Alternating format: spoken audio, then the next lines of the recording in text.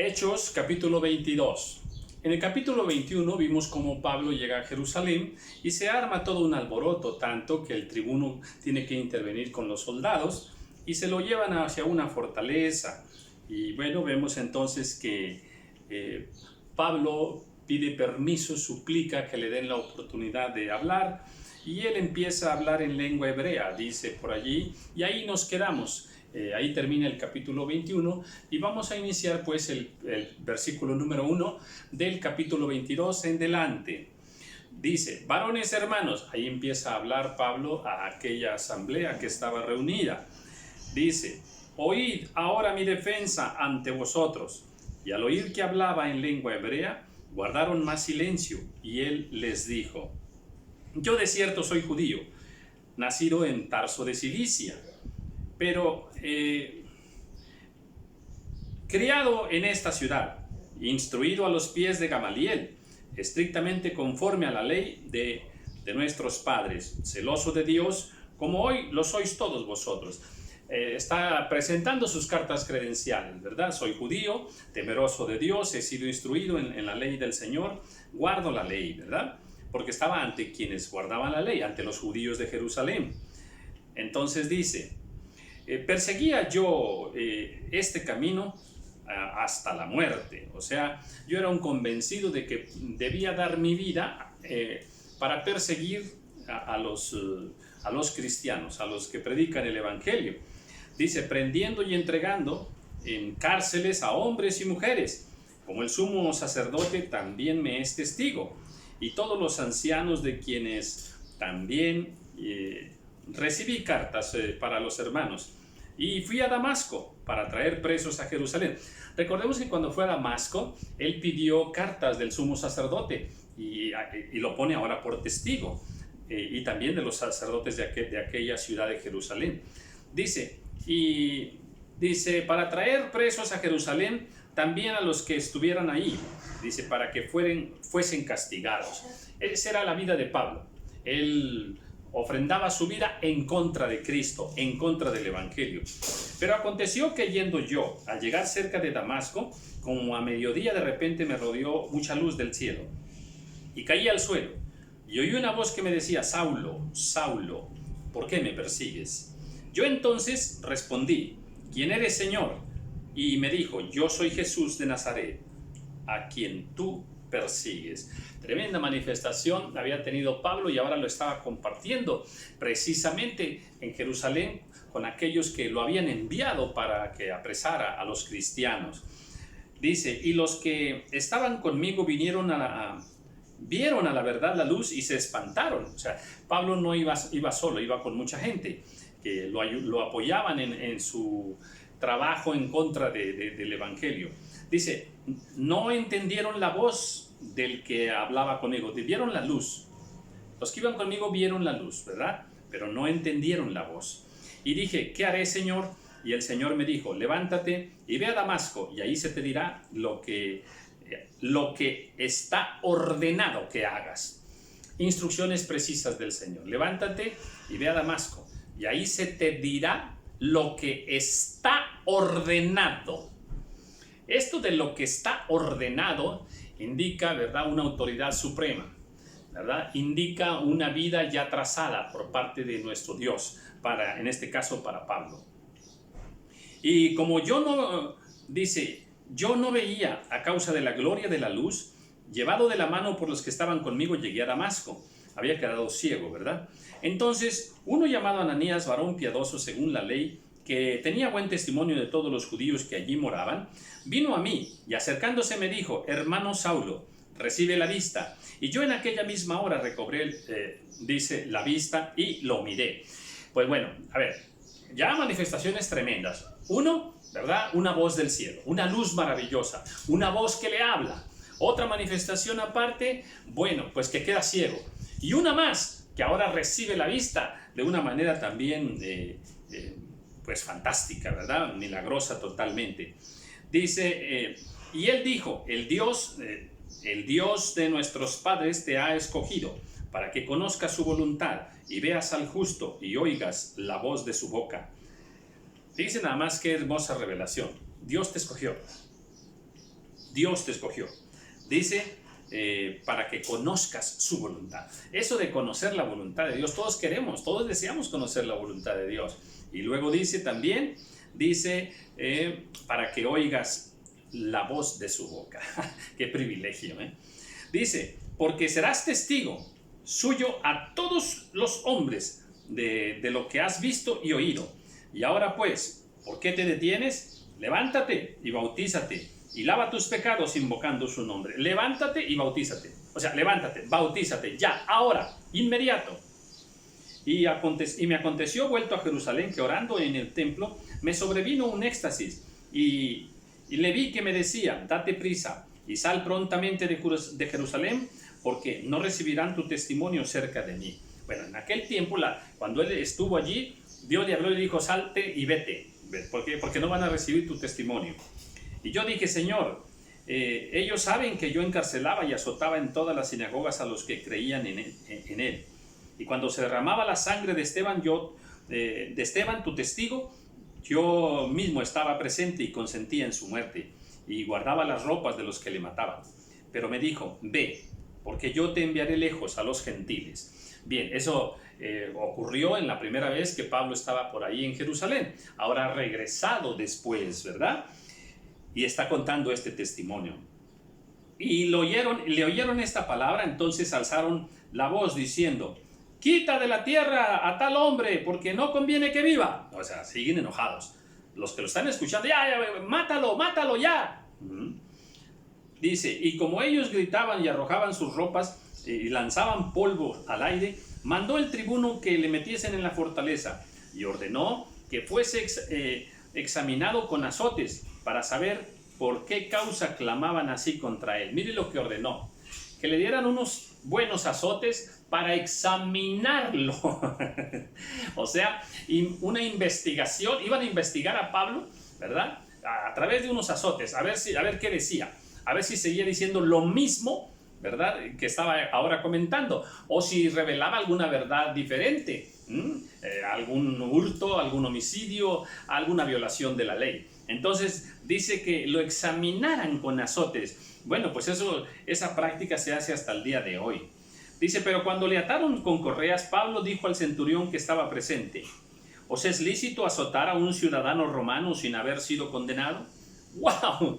Astucia, preciosa, sabiduría, inteligencia, pero de la buena, de la buena.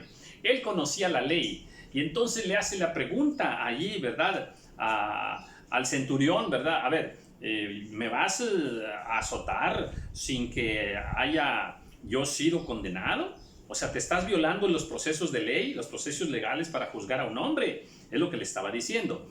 Cuando el centurión oyó esto, fue y dio aviso al tribuno, diciendo, ¿qué vas a hacer? Porque este hombre es ciudadano romano. Pues sí, también era ciudadano romano Pablo. Entonces, jugó muy astutamente, muy inteligentemente, ¿verdad?, con su ciudadanía de romano y su ciudadanía de judío. Dice, y vino el tribuno y le dijo, dime, ¿eres tú ciudadano romano? Él dijo, sí. Respondió el tribuno, yo con una gran suma adquirí esta ciudadanía, le dijo el tribuno a Pablo. Entonces Pablo dijo, pero yo lo soy de nacimiento. Y bueno, ¿dónde había nacido Pablo? ¿En qué región? ¿Qué derechos obtenía, verdad, por haber nacido? Es como, por ejemplo, una persona que sea, vamos a decir, un argentino, ¿verdad? Un matrimonio argentino que venga acá a México y tengan un hijo en México. Bueno, pues ese hijo de argentinos sigue siendo argentino, pero por haber nacido en México, ahora tiene también la ciudadanía mexicana. Bueno, pues así estaba también la legislación de los nacimientos, ¿verdad?, en aquel tiempo. Y luego dice, así que luego se apartaron de él los que le iban a dar tormento, y aún el tribuno, al saber que era ciudadano romano, también tuvo temor por haberle atado, ¿verdad? ¿Por qué? Porque podía venir una demanda, lo que ahora llamamos una demanda, ¿verdad?, por haberle atado injustamente. Bueno, al día siguiente, queriendo saber de cierto la causa por la cual le acusaban los judíos, dice, le soltó de las cadenas y mandó venir a los principales sacerdotes y a todo el concilio, y sacando a Pablo, lo presentó ante ellos. Bueno, al día siguiente, entonces, esto continúa. Mandan traer a los sacerdotes, traen a Pablo, y vamos a ver en qué queda esto. Capítulo 23. Entonces Pablo, mirando fijamente el concilio, dijo: varones hermanos, y dice, yo con toda buena conciencia he vivido delante de Dios hasta el día de hoy. Recuerda, ahora está hablando él pues a los sacerdotes también, ¿verdad? Y les va a dar testimonio de Dios, y obviamente tiene que respaldar todo lo que él diga y enseñe, lo tiene que respaldar en la palabra de Dios. ¿Por qué? Porque ellos se basaban fielmente en la palabra del Señor. Dice, el sumo sacerdote Ananías ordenó entonces a los que estaban junto a él, dice, que le golpeasen en la boca. ¡Vámonos! Tremendo bofetadón le acaban de dar a Pablo, ¿eh? Entonces Pablo le dijo: Dios te golpeará a ti, pared blanqueada. Yo creo que ahí ahora sí Pablo le salió lo Saulo, ¿verdad? Ahí sí creo que esta respuesta nos indica esa parte humana, ¿verdad? Que todavía no muere del todo, ¿verdad?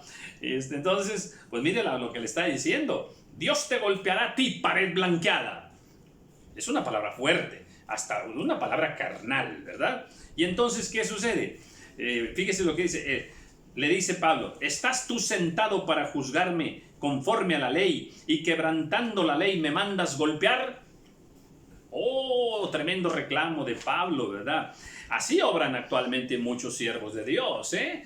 Yo he visto por ahí en las redes unas respuestas tremendas, ¿verdad? Unas acusaciones terribles, una carnalidad muy manifiesta, ¿verdad? Incluso para los gobiernos actuales, para las autoridades actuales. Debiéramos nosotros mesurarnos mucho en ello. No es el ejemplo que tenemos del Señor Jesús. Yo creo que en este momento Pablo se exaltó un poco. Esa es la impresión que a mí me da. Dice, y los que estaban presentes dijeron: al sumo sacerdote de Dios, ¿injurias? Mira nomás lo que le acaban de decir a Pablo. ¿Sabes a quién le estás hablando así? Al sumo sacerdote de Dios. Aquí cambia Pablo, ¿eh? Aquí cambia Pablo su actitud. Cambia su forma de hablar. Y eso me agrada mucho, y creo que para nosotros es un gran ejemplo. Dice, Pablo dijo: no sabía, hermanos, que era el sumo sacerdote, pues escrito está: no maldecirás a un príncipe de tu pueblo. Las palabras que había dicho Pablo hacía unos momentos eran palabras fuertes, pero no podía él expresarse así, y menos contra el sumo sacerdote. Y él inmediatamente refiere la ley, dice: no maldecirás a un príncipe de tu pueblo. Y el sumo sacerdote pues era un príncipe, un principal del pueblo, el más principal en el orden espiritual. Entonces Pablo, notando que una parte era de saduceos y otra de fariseos, alzó la voz en el concilio. Bien, me regreso a la cachetada, a lo que habló Pablo, y luego como le dicen: es el sumo sacerdote al que le estás hablando así, y él cambia totalmente. Creo que nosotros tenemos que seguir manteniendo y guardando un gran respeto por los siervos de Dios, por los príncipes del reino de Dios, por los ungidos del Señor, por los que tienen un ministerio reconocido en Cristo Jesús, y por los que nos presiden en el orden jerárquico de la iglesia. Creo que debemos guardar ese respeto, independientemente de si ellos están obrando bien o están obrando mal. Creo que ese es el testimonio que tenemos. Es todo un tema.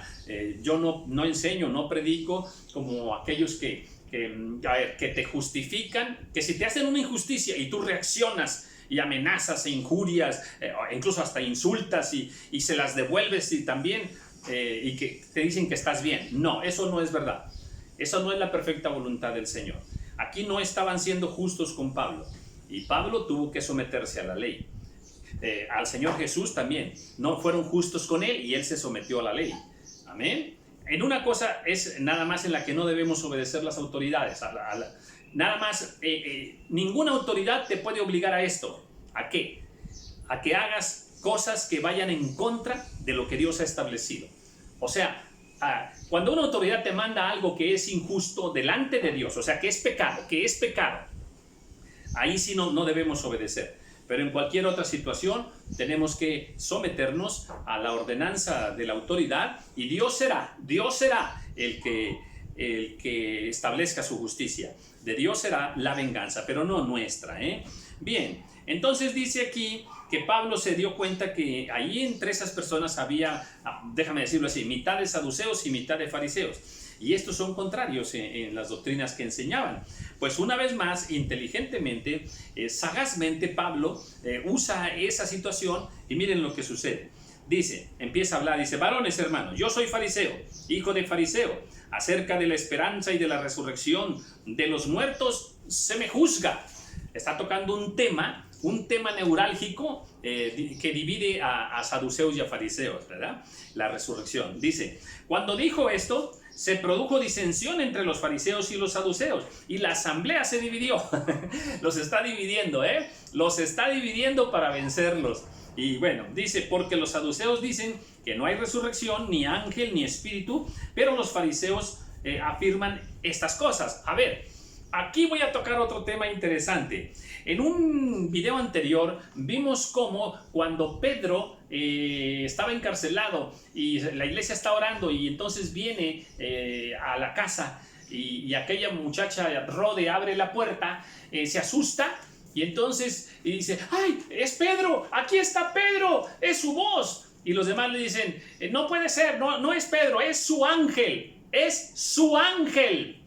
Este tema, cuando lo toqué en ese video, comenté acerca de esa situación. ¿Qué es un ángel? O sea, un ángel no me refiero a un ser creado por Dios. No me refiero a eso. Yo sé que existen los ángeles, pero aquí no se refiere a un ángel como tal, ¿verdad? A un ser creado que es un ángel. No. Cuando en la situación de Pedro se refieren al el ángel de Pedro. El ángel de Pedro.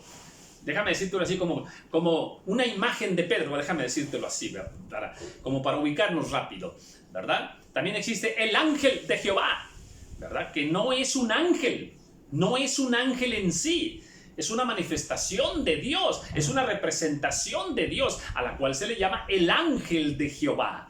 Y ahora, en este caso, tenemos que igual, aquí hay algunas doctrinas que dicen, bueno, estos decían de una manera y estos decían otra.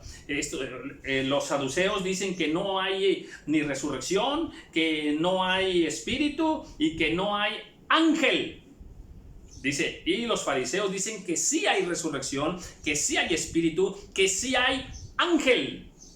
Interesante. Repito que esto es un tema que se debiera tocar y así se van a entender más misterios del reino de Dios. Bueno, y hubo un gran vocerío, levantándose los escribas de parte de los fariseos, contendían, diciendo, ahora los escribas apoyan a los fariseos. Ya se hizo una división tremenda, ya hay un problemón doctrinal, y todo provocado por la astucia de Pablo. Dice, y hubo un gran vocerío, bueno, dice, entonces dice, ningún mal hallamos en este hombre, que si un espíritu le ha hablado o un ángel, no resistamos a Dios. Y habiendo grande disensión, el tribuno, teniendo temor de que Pablo fuese despedazado por ellos, mandó que bajasen soldados y le arrebatasen de en medio de ellos y le llevasen a la fortaleza. Ay, pues ¿para qué lo traías, tribuno? Tú organizaste esa reunión y mandaste traer a los judíos, a los que acusaban, y mandaste traer a Pablo. Ahora se hizo ahí un problemón. Ahora dice, llévenselo, porque lo van a despedazar. Cumpliéndose lo que el Espíritu Santo le había dicho a Pablo que iba a suceder allá en Jerusalén, ¿verdad? Y se lo llevaron, ¿verdad? Dice, a la noche siguiente se le presentó el Señor y le dijo, ten ánimo, Pablo, pues como has testificado de mí en Jerusalén, así es necesario que testifiques también en Roma. Qué cuidado tenía el Señor de Pablo, qué protección le daba, qué consolación, qué ánimo le daba, qué fortaleza en visión, a través de ángeles, a través de siervos que le daban palabra profética. Qué hermoso, qué Dios, qué plan tan bello Dios tenía a través de Pablo. Dice, bueno, ya viniste a testificar a Jerusalén, no te preocupes, tú sigue hablando, porque así como te traje a Jerusalén, también te voy a llevar a Roma. O sea, ¿qué le está diciendo? No te van a matar aquí. Aquí no te van a matar. Tú todavía, en mi plan perfecto todavía está que tú vayas a Roma e irás a Roma. Qué hermoso, ¿verdad? Entonces, pues eso yo creo que también le daba una gran valentía al apóstol Pablo, ¿verdad? Estoy en el capítulo 23, voy en el versículo 12. Dice, venido el día, algunos de los judíos tramaron un complot y se juramentaron bajo maldición diciendo que no comerían ni beberían hasta que hubiesen dado muerte a Pablo. Ay, ay, ay. Pues sí que lo odiaban. Sí que lo odiaban hasta la muerte, ¿verdad? Ahora organizan un ayuno tal de que no vamos a comer hasta que lo matemos. Es tremendo, ¿verdad?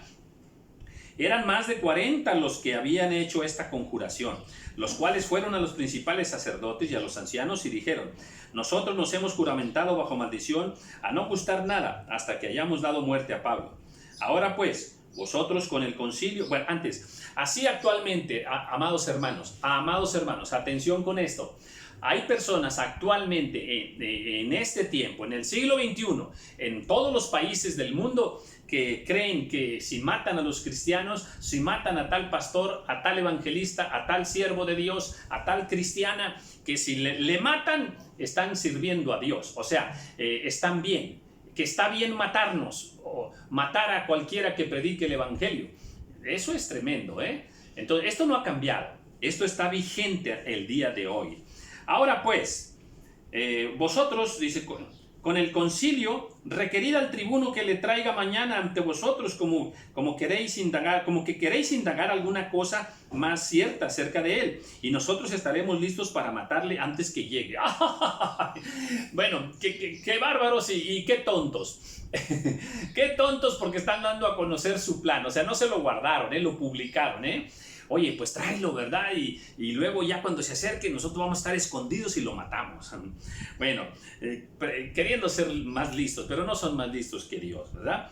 Más, dice, el hijo de la hermana de Pablo, o sea, un sobrino de Pablo, oyendo hablar de la celada, fue y entró en la fortaleza y dio aviso a Pablo. Pablo, dice, llamando a uno de los centuriones, dijo, lleva a este joven ante el tribuno, porque tiene cierto aviso que darle. Él entonces, tomándole, le llevó al tribuno y dijo, el preso Pablo me llamó y me rogó que trajese ante ti a este joven que tiene algo que hablarte.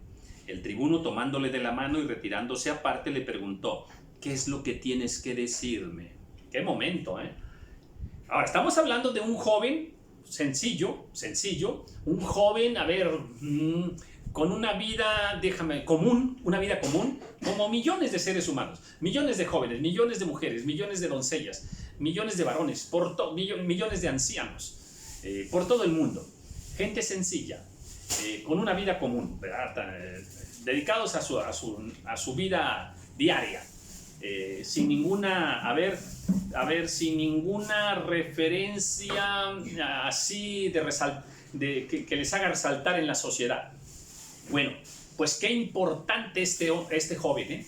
Fíjate, estuvo en el momento correcto, oyendo cómo tramaban matar a Pablo. O sea, Dios lo usó, Dios lo tenía en ese lugar, en ese momento, para que oyese aquello, y ahora va y revela todo, ¿verdad? Y eso le salvó la vida a Pablo, ¿eh? ¡Qué tremendo! O sea, ¿qué quiero decir? Que mira, este joven del cual ni siquiera se dice su nombre, jugó un papel importante en el ministerio de la iglesia primitiva. Salvó a Pablo. Pero a lo que quiero que veamos es que es una vida sencilla, sin nada, entre comillas, sin nada importante, pero jugó un rol importante en el plan de Dios. O sea, socialmente no importante, pero en el plan de Dios sí muy importante. Así muchas siervas, muchas personas, mujeres con una vida común en casa. Muchos de nosotros con una vida muy sencilla y muy común. Bueno, podemos jugar un rol importante. O sea, culturalmente, socialmente, económicamente, pues no somos importantes, ¿verdad? Pero en el plan de Dios, en el rol de Dios, somos importantes. Alguna vez voy a hacer un estudio de todas esas personas que están por allí, como aquella criada también allá, cuando el milagro allá con Giesi, ¿verdad? Naamán, aquella criada que dijo, pues hay un profeta que puede sanarle, ¿verdad? Y bueno, ¿cómo se llamaba esa criada? ¿Quién sabe? pero jugó un rol importantísimo, ¿verdad? Bueno, pues así también hay muchos personajes en la Biblia con estas características. Son como si no existieran, son como don nadie. Sin embargo, Dios los usa. ¿No es eso maravilloso para nosotros? Dejémonos usar por el Señor. No importa el rol social que cada uno de nosotros cumpla. Somos importantes para Dios. Eso es lo que quiero decir. Estamos en el plan de Dios. Amén. Y luego dice, dice, le dijo, los judíos han convenido en rogarte que mañana lleves a Pablo ante el concilio, como que van a inquirir alguna cosa más cierta acerca de él, pero tú no les creas, porque más de 40 hombres de ellos le acechan, los cuales se han juramentado bajo maldición a no comer ni beber hasta que le hayan dado muerte, y ahora están listos esperando tu promesa. Entonces el tribuno despidió al joven, mandándole que a nadie dijese que le había dado aviso de esto. Ya está, el plan de Dios está en marcha. Capítulo 23, voy al versículo 23, dice: y llamando a 2 centuriones, mandó que preparasen para la hora tercera de la noche 200 soldados, 70 jinetes y 200 lanceros, para que fuesen hasta Cesarea, y que preparasen cabalgaduras en que, poniendo a Pablo, le llevasen en salvo a Félix, el gobernador. Pues ahora lo envía a Cesarea, lo envía donde gobierna Félix, hacia allá. Pero ahora va Pablo bien protegido. Había 40 que lo querían matar. Bueno, pues ahora había, a ver, no, la cuenta aquí está grande. 200 lanceros, 200 soldados, 70 jinetes.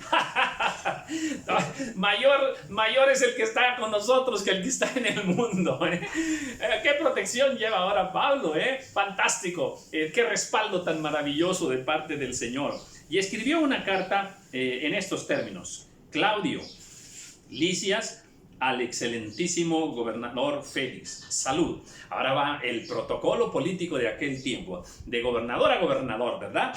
Dice, hay una carta, dice: a este hombre, aprendido por los judíos y que iban ellos a matar, lo libré yo, acudiendo con la tropa, habiendo sabido que era ciudadano romano, y queriendo saber la causa por qué le acusaban, le llevé al concilio de ellos, y hallé que le acusaban por cuestiones de la ley de ellos, pero que ningún delito tenía digno de muerte o de prisión. Pero al ser avisado de acechanzas que los judíos, dice, habían tendido contra este hombre, al punto le he enviado a ti. Dice, intimando también a los acusadores que traten delante de ti lo que tengan contra él. Pasadla bien. Bueno, le da una referencia. Mira, lo han acusado, yo lo revisé y no encuentro nada, te lo envío a ti, pues para que tú también lo juzgues. Y por allá van a ir a hablar contigo. Y los soldados, dice, tomando a Pablo como se les ordenó, le llevaron de noche a Antípatris. Y al día siguiente, dejando a los jinetes que fuesen con él, volvieron a la fortaleza.